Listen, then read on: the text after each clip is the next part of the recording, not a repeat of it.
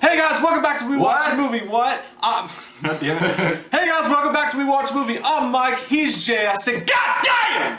Fuck yeah, that was a good one. For those of you who don't know, we do that every episode. Yeah, sorry about that. It's not just a weird outburst. I hope that you turn this on at work and that you have the volume all the way up and everyone's looking at you like, what a fucking weirdo. After all that's been going on, he's been constantly doing to me, I had crippling depression.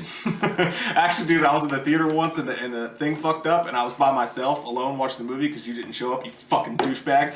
And I was sitting there, like fucking. I was alone in a dark theater and I tried to just check a video to see how many views it had or whatever, and I accidentally pressed play and like I'm in the theater by myself and my phone goes, I said, God damn! And everybody was like, and I was like, fucking mind your business. It's like the movie's great, I'm waiting. Why don't you take a picture? Anyways, go fly a fucking kite. This is a kids movie we're reviewing today.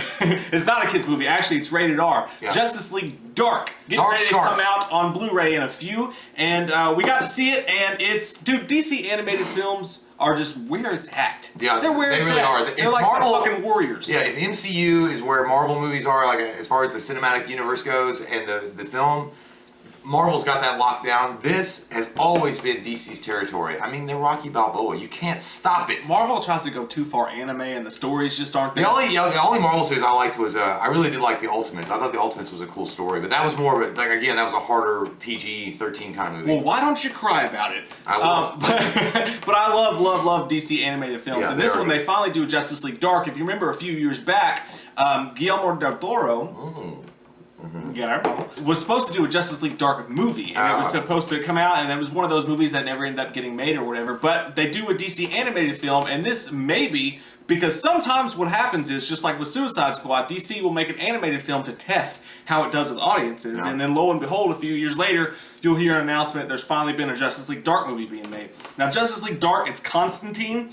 If you remember from the failed show on the WB. I personally like the movie, Keanu Reeves, Constantine. It wasn't that great, but it was still pretty good. I don't think that was the same Constantine. Yeah, it was. Was it? Yeah, it was supposed to be. Yeah. That's why a lot of fans didn't like it. No, I don't think it was. Yeah, I swear it was. You're wrong. Yeah, it was. You're wrong. Why don't you go take this and go home? The dude who did the show actually did the voice for this, which was pretty cool, and he looked the same in the show or whatever. But it's Justice League Dark. Swamp Thing's a part of it. Now, I like to see him. I love fucking Swamp Thing, man. Great, I loved watching that show as a kid.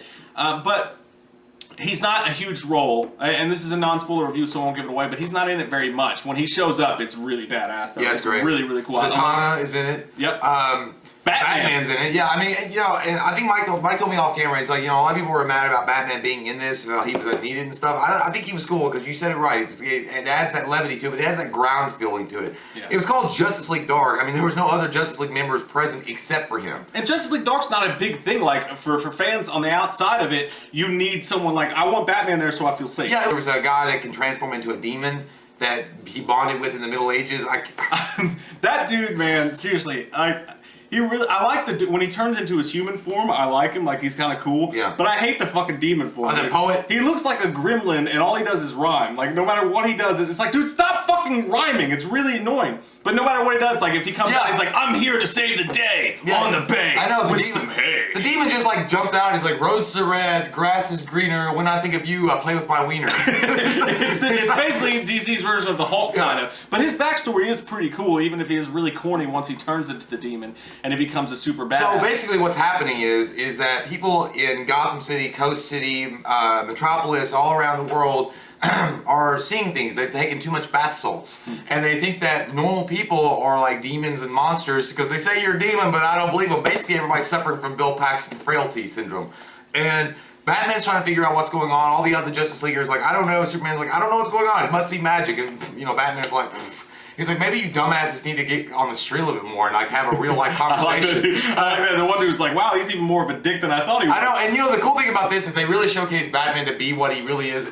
As far as his character goes, is like he's always been pragmatic. He doesn't believe in magic and shit. He's like, it's all technology and like, there's a wizard behind the curtain, Wizard of Oz kind of thing. And he doesn't buy into it. Eventually he does see that there's magic involved, but he still even is like, God damn, like, I fucking hate magic. Like, you can see that look on his face. You bring me all the proof in the world and I still won't believe it. Yeah, and he goes and recruits, it's like he's forced to go recruit Constantine and the whole group to find out what's going on because he comes out of the bathroom, he's taking a shave, and then he hears this like ghostly sound. He looks out into his bedroom and this, blood all over the wall says Constantine for him to go see it. And that's Batman for you. Batman just like narrows his eyes and gives a little grunt like I gotta do work. But he's in his underwear. If I was in my underwear, I'd be like, I need some new pants. Yeah. He's just like, I need a batarang. Like, that's why he's Batman. And he even complains about it later. He's like, why couldn't you just come and tell me rather than write Constantine like a child, in blood like a child? Batman's hilarious.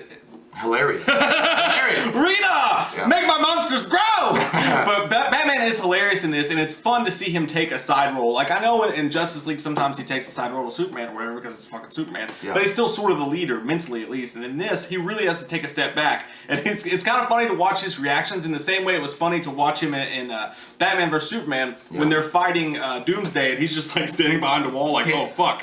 He's like, I hope he doesn't see me. Yeah, he doesn't have much to do with it there, but he uses his smarts and he does a good job. But Constantine really is the leader of this. You know what? But see, everybody's going to give Batman credit when he does that kind of shit. When he's hiding behind a brick wall or something and not really wanting to expose himself to danger, but he'll throw smoke pellets down again. And he's so heroic and smart. If anybody else were doing that, they're like, you fucking pussy. I'm like, yeah, that's true. Exactly. I was hiding behind this brick wall because I can't do anything. But you know what? That's why Batman's Batman. He's pragmatic, and again, he's smart, he's strategic, and he's not going to rush into a battle where he's going to get killed. But it's so cool, man. Like, you got so much supernatural stuff going on in this film, and it's got, like you said, Batman's in it, and it kind of grounds it. But the fact that it's so different from what I've seen on not Justice League, but a DC movie so far.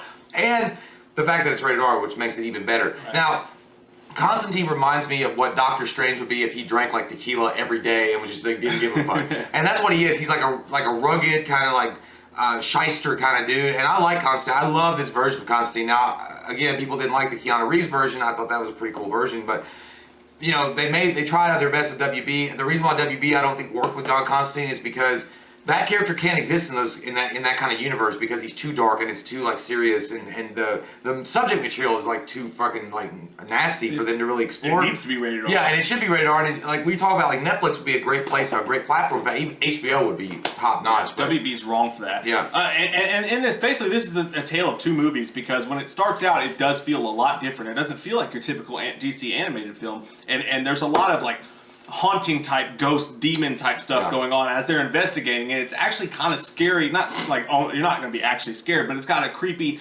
dark realm feel to it. Where it ends like up, my sex life in the bedroom. But where it ends up going is into typical DC animated film territory. Whereas there ends up being like a boss battle, so to speak, and it's a lot like the other ones where the teammates get together. There's other Justice League members that do make an appearance in this, and as they do with these DC animated films in a really cool way, they always find a way to insert superheroes versus superheroes in one way or another, and they do that here to good effect. It's pretty cool. That was okay. The one downside to this movie I can see, or I watched and I felt like I could really point out, is like it feels like it moves too fast sometimes. Like it's only an hour and 15-minute movie, which is fine for an animated movie. I know they don't want to throw 2 hours into it, but it just feels like it goes from plot.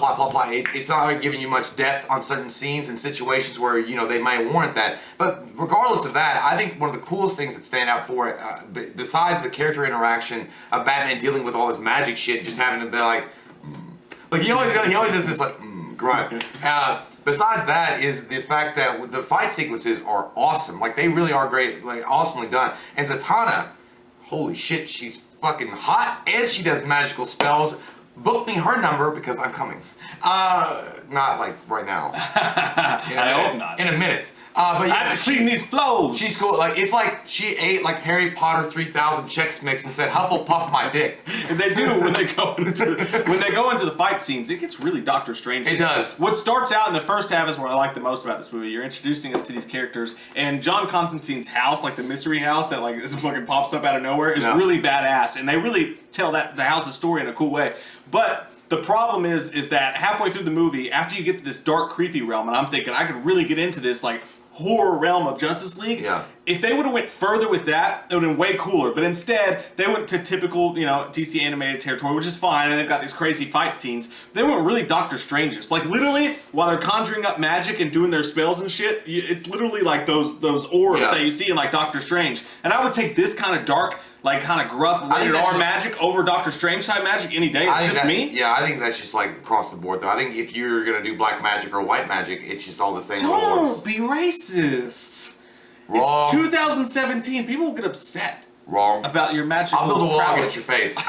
Okay, yeah, but you know, it just seems like that. It's like every standard like magic movie always has those orbs. If it's a superhero thing, I think they all just read from the same book. But it did look a lot like Doctor Strange. It did. And at the end of the, well, we don't want to give spoilers away because it's not out yet. I know, but at the end with the Swamp Thing, when he makes the appearance and really helps them fight the main enemy in this. My favorite part of the movie. It was really cool, and there's one specific scene I felt fucking awful for him. Like there's one scene, and it's like there's tears, like Swamp Thing actually cries and shit, and you're like, God damn. I don't know. It's like that part was like really like moving. It's like you look at the villain, like you're a fucking dick. I wanted violins and like Paula Cole. Like I don't want to wait. It's like, I don't want to wait. Yeah, but yeah. Otherwise, to be over. Yeah, I didn't want the whole fucking album. Is that the song? That's the song. Yeah. I just wanted to make sure. Okay, Cowboy. I'm practicing for American And Idol. she never shaved her armpits. Drunk American Idol. That would be fucking great. That would be great. That's a good We show. should do that. There's All a $1 million idea. Bye, YouTube. Yeah, that's a no for me, dog. But yeah, you know, honestly, at the end of the day, this movie, I'm gonna give it an 8.0. I think it's that good. I think it's not like the greatest DC animated movie that's come out yet. I don't think, or I mean, there's been others that's been way better. But this is a definite movie that stands the test of time for DC animated films to make them again solidified in the fact that they are the masters and commanders of that realm. Constantine. Again, that's why I like it so much, is that a low-level kind of guy like that that's not really got the respect that he deserves in the media of television and film finally gets the forefront. And I think he's awesome. I think he's great. I wish to God they will reboot the whole Constantine movie series and have that come out. Because DC could do that. The best thing about DC right now is the fact that I love Marvel. Marvel's great. Everybody loves Marvel. But Marvel's owned by Disney, so they're limited in a lot of things that they can and can't do. DC doesn't have that problem. They can go as dark as they fucking want. They can have a movie that's completely rated R. And it would be cool to see DC. Hi, man. It'd be cool to see DC do an actual movie that fronted with Constantine as the main line, and then go into it like they do with Avengers. You start with him, and then I don't know if they recruit or how they do it. They go into Justice League Dark that way. But anyways, I give it a 7.5. I think it's good. I think it's right up there with all the other DC animated films. My favorite stuff was Swamp Thing. He was badass, even though he's not in it very much. And I love the animation. I love the way they do everything with DC animated films. Hentai. Pretty badass. I dig it. Hentai. Comment down below, what's your favorite DC animated story of all time, and which one of the next DC animated films do you want to see us review? Because we're going to start reviewing those at some point. So what's your pick for DC animated films that you want to review? And I got to tell you guys, if you've not gotten into the animation stuff just because it's cartoons, when it comes to DC, they fucking do it right. Yep. Definitely check it out. There's a bunch of them on Netflix right now, I believe. We love your fucking faces, and if you're new to channel eating beans, there you go. If you're new to WeWatch, if you're fucking new here, click that subscribe button and get some goddamn wham up in you.